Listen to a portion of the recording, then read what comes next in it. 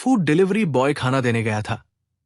करोड़पति विधवा ने दरवाजा खोलते ही कहा, अंदर आ जाओ। फिर जो हुआ उसने उसकी पूरी जिंदगी बदल दी। रात के लगभग 9:30 बजे थे। आसमान में काले बादल गरज रहे थे। तेज बारिश की बूंदें शहर की सुनसान सड़कों पर लगातार बरस रही थी। लोग अपने अपने घरों में कैद हो चुके थे, लेकिन 25 वर्षीय राहुल अभी भी अपनी पुरानी बाइक पर फूड डिलीवरी कर रहा था। ये उसकी आज की आखिरी डिलीवरी थी। उसने मोबाइल स्क्रीन पर पता देखा और एक विशाल आलीशान बंगले के सामने बाइक रोक दी। बंगले के बाहर ऊंची ऊंची दीवारें, लोहे का बड़ा गेट और चारों तरफ खामोशी थी। राहुल ने हेलमेट उतारा। उसके कपड़े पूरी तरह भीग चुके थे। हाथ में खाने का पैकेट लेकर उसने घंटी बजाई। कुछ सेकंड बाद दरवाजा धीरे धीरे खुला। सामने सफेद साड़ी पहने एक बेहद सादगी भरी लेकिन रौबदार महिला खड़ी थी। उम्र लगभग 40 साल।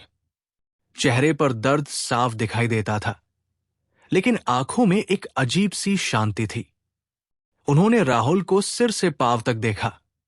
उसके बालों से पानी टपक रहा था। हाथ ठंड से कांप रहे थे। महिला धीरे से बोली, अंदर आ जाइए, इतनी बारिश में भीग गए हैं। राहुल एक पल के लिए चौंक गया। मैडम, खाना यही दे देता हूं। महिला मुस्कुराई। बारिश अभी रुकने वाली नहीं है, 5 मिनट अंदर बैठ जाइए। राहुल कुछ पल झिझका। उसे बचपन से सिखाया गया था कि किसी अजनबी के घर में बिना वजह नहीं जाना चाहिए, लेकिन बाहर बिजली कड़क रही थी और तेज हवा के साथ बारिश और बढ़ती जा रही थी। आखिरकार वो अंदर चला गया। जैसे ही उसने ड्राइंग रूम में कदम रखा, उसकी आंखें फैल गई। संगमरमर का फर्श, महंगे झूमर, करोड़ों की पेंटिंग्स, लेकिन पूरे घर में अजीब सा सन्नाटा था। इतना बड़ा बंगला और उसमें सिर्फ एक महिला। महिला अंदर गई और कुछ ही देर बाद तौलिया और गरम चाय लेकर लौटी। पहले खुद को सुखा लीजिए, राहुल ने संकोच से कहा। धन्यवाद मैडम। महिला सामने बैठ गई। मैं निशा मल्होत्रा हूं। राहुल ने सिर झुकाकर नमस्ते किया। मैं राहुल, फूड डिलीवरी करता हूं। निशा ने पूछा, इतनी रात तक काम क्यों करते हो? राहुल हल्का सा मुस्कुराया, लेकिन उसकी मुस्कान के पीछे दर्द छिपा था। गांव में मां बीमार रहती है, छोटे भाई की पढ़ाई भी है, इसलिए जितना काम मिले कर लेता हूं। निशा चुप हो गई। शायद राहुल की बातें उन्हें अपने पुराने दिनों की याद दिला रही थी। कुछ क्षण बाद उन्होंने पूछा, थक नहीं जाते? राहुल ने हंसने की कोशिश की। थक जाता हूं, लेकिन मजबूरी इंसान को आराम करने नहीं देती। इतने में दीवार पर टंगी एक तस्वीर पर राहुल की नजर गई। तस्वीर में एक मुस्कुराते हुए व्यक्ति की फोटो पर फूलों की माला चढ़ी थी। राहुल समझ गया, शायद यही उनके पति थे। उसी समय अचानक पूरा घर अंधेरे में डूब गया। बिजली चली गई। बाहर बादल जोर से गरजे। हवा इतनी तेज चली कि खिड़कियां अपने आप हिलने लगी। निशा कुछ पल के लिए घबरा गई। उन्होंने तुरंत मोबाइल उठाया, लेकिन तभी मोबाइल पर एक मैसेज आया। मैसेज पढ़ते ही उनके चेहरे का रंग उड़ गया। राहुल ने देखा, उनके हाथ कांप रहे थे। सब ठीक है मैडम? निशा ने मुस्कुराने की कोशिश की। हां, कुछ नहीं, लेकिन उनकी आंखें कुछ और ही कह रही थी। तभी अचानक बाहर मुख्य गेट जोर से खुलने की आवाज आई। धड़ाम। फिर किसी गाड़ी के ब्रेक लगने की आवाज। निशा के चेहरे पर डर साफ दिखाई देने लगा। उन्होंने धीरे से कहा, ये इतनी रात को कौन आ गया? राहुल खिड़की की तरफ बढ़ा। उसने पर्दा थोड़ा सा हटाकर बाहर देखा। एक काली एसयूवी बंगले के सामने रुकी थी। उसमें से 3 आदमी उतर रहे थे। सबके चेहरे पर गुस्सा साफ दिखाई दे रहा था। उन्हीं में सबसे आगे चल रहा था विक्रम, निशा का देवर। उसे देखते ही निशा की सांसें तेज हो गई। वो बुदबुदाई, आज ये यहां क्यों आ गया? राहुल कुछ समझ पाता उससे पहले धड़ाम, मुख्य दरवाजे पर जोरदार लात मारी गई। पूरा बंगला उस आवाज से गूंज उठा और राहुल को बिल्कुल भी अंदाजा नहीं था कि अगले 5 मिनट में उसे अपनी जान दांव पर लगानी पड़ेगी। धड़ाम, मुख्य दरवाजा इतनी जोर से खुला कि पूरे बंगले में गूंज फैल गई। 3 आदमी अंदर घुस आए। सबसे आगे था विक्रम। उसके चेहरे पर गुस्सा और लालच साफ दिखाई दे रहा था।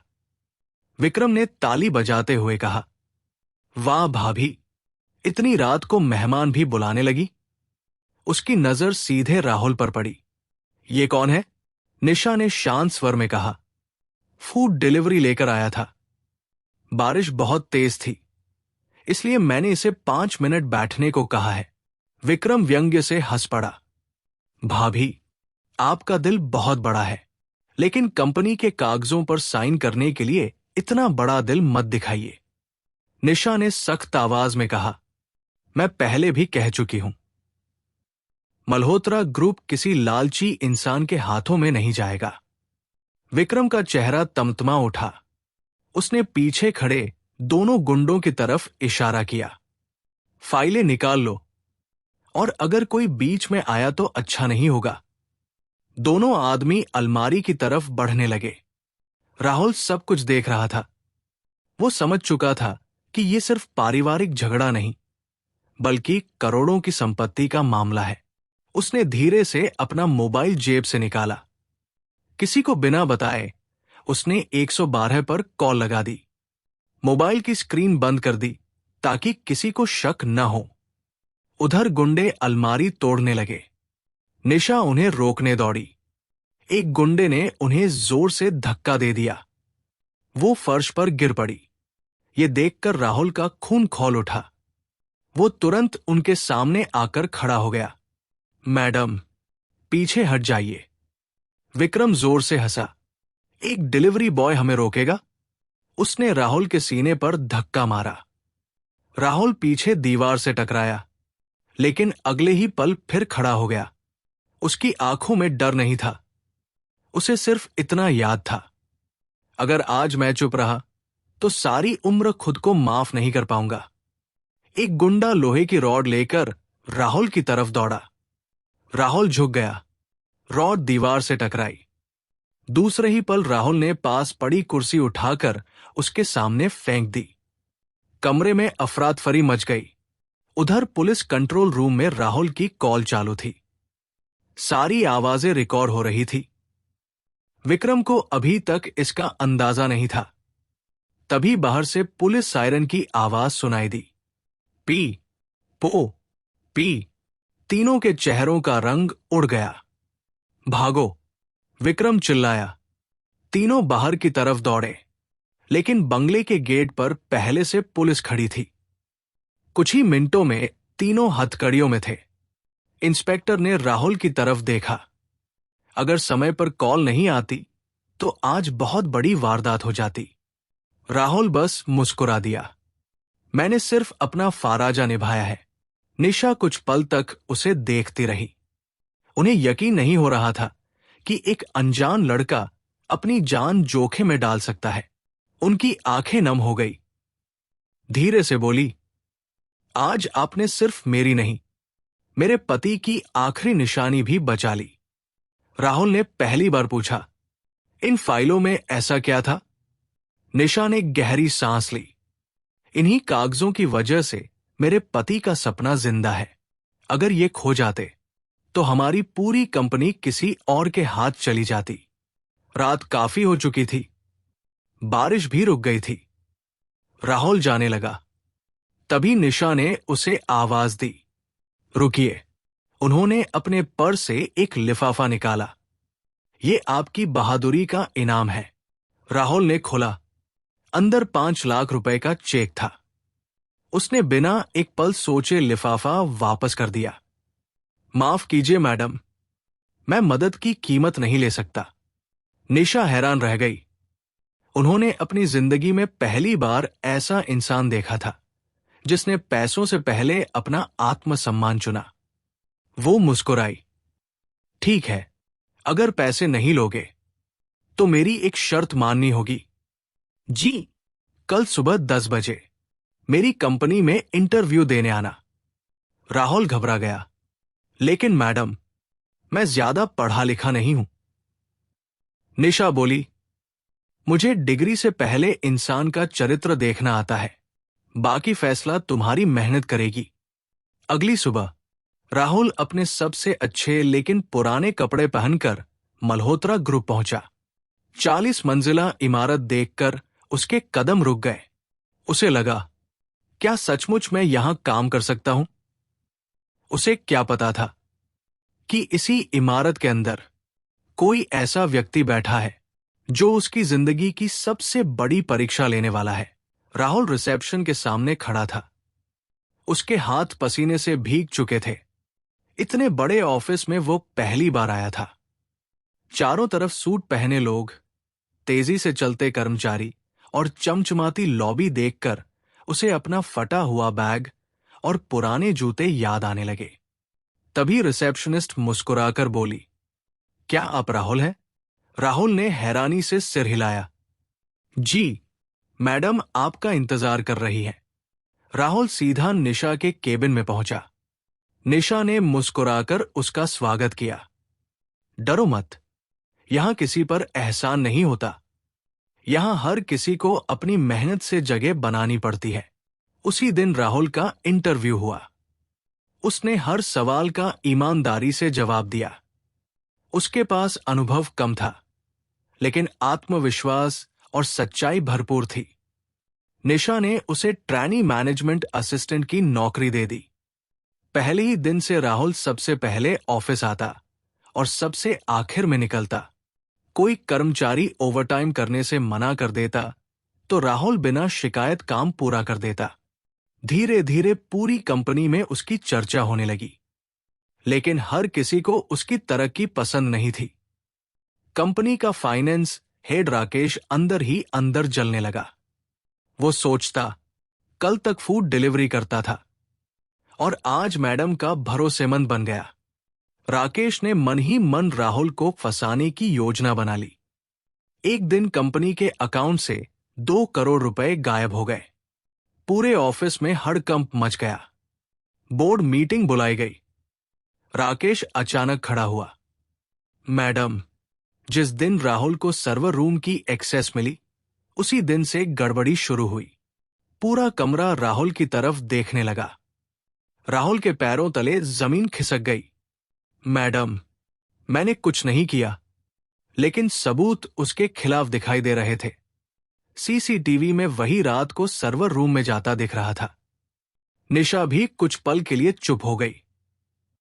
राहुल की आंखों में आंसू आ गए। क्या फिर से लोग गरीबी देखकर मुझे चोर समझेंगे? निशा ने धीरे से कहा, मुझे राहुल पर भरोसा है, लेकिन सच भी सामने आना चाहिए। उन्होंने पूरी डिजिटल जांच का आदेश दिया। रात भर साइबर टीम काम करती रही।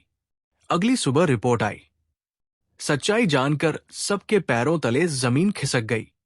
सीसीटीवी फुटेज एडिट की गई थी। असल अपराधी राहुल नहीं, राकेश था। वो कई सालों से कंपनी से करोड़ों रुपए निकाल रहा था। जब राहुल ने पुराने खातों की जांच शुरू की तो उसे डर लग गया कि कहीं उसका राज न खुल जाए। इसलिए उसने राहुल को फंसाने की कोशिश की। पुलिस ने तुरंत राकेश को गिरफ्तार कर लिया। ऑफिस में सन्नाटा छा गया। निशा राहुल के सामने आई। उनकी आंखें भर चुकी थी। मुझे तुम पर शुरू से भरोसा था, लेकिन आज तुमने मेरी कंपनी ही नहीं, मेरा विश्वास भी बचा लिया। राहुल की आंखों से आंसू बह निकले। मैडम, अगर उस रात आपने मुझे दरवाजे से लौटा दिया होता तो शायद मैं आज भी सड़कों पर डिलीवरी कर रहा होता। निशा मुस्कुराई। और अगर उस रात तुमने मेरी मदद नहीं की होती तो शायद आज मेरी कंपनी ही नहीं बचती। दोनों की आंखें नम थी। कुछ महीनों बाद राहुल कंपनी का सबसे युवा ऑपरेशंस मैनेजर बन गया। उसकी पहली बड़ी सैलरी आते ही उसने सबसे पहले गांव जाकर अपनी मां का इलाज कराया। मिट्टी की झोपड़ी की जगह एक छोटा सा पक्का घर बनवाया। फिर उसने गांव के गरीब बच्चों के लिए एक मुफ्त पुस्तकालय और स्कॉलरशिप फंड शुरू किया। गांव के लोग हैरान थे। जिस लड़के को कभी लोग गरीब कहकर नजरअंदाज करते थे, आज वही सैकड़ों बच्चों के सपने पूरे कर रहा था। कुछ समय बाद कंपनी का वार्षिक सम्मान समारोह आयोजित हुआ। हजारों कर्मचारी मौजूद थे। मंच पर निशा ने राहुल को बुलाया। तालियों की गड़गड़ाहट पूरे हॉल में गूंज उठी। निशा ने माइक उठाकर कहा, उस बरसाती रात मैंने सिर्फ एक भीगे हुए इंसान के लिए अपना दरवाजा खोला था, लेकिन मुझे नहीं पता था कि उसी रात मेरी जिंदगी में ईमानदारी, हिम्मत और विश्वास भी प्रवेश कर रहे हैं। पूरा हॉल खड़ा होकर तालियां बजाने लगा। राहुल की आंखें भर आई। उसने कहा, मैं आज जो भी हूं, वो किसी चमत्कार की वजह से नहीं हूं। एक इंसान ने मुझ पर भरोसा किया और मैंने उस भरोसे को कभी टूटने नहीं दिया। कुछ दिनों बाद निशा गांव पहुंची। राहुल की मां ने उनका स्वागत किया। उन्होंने हाथ जोड़कर कहा, उस रात आपने मेरे बेटे को सिर्फ बारिश से नहीं बचाया था, उसकी पूरी जिंदगी बदल दी। निशा मुस्कुराई। मैंने सिर्फ एक दरवाजा खोला था। मंजिल तक पहुंचने का रास्ता राहुल ने अपनी मेहनत से बनाया। पूरा गांव तालियों से गूंज उठा।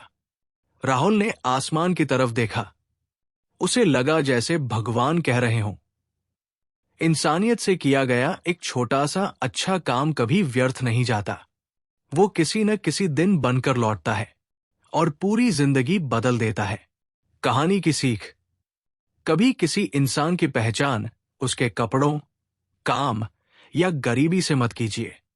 ईमानदारी, मेहनत और इंसानियत ही ऐसी दौलत है जो एक साधारण इंसान को भी असाधारण बना देती है।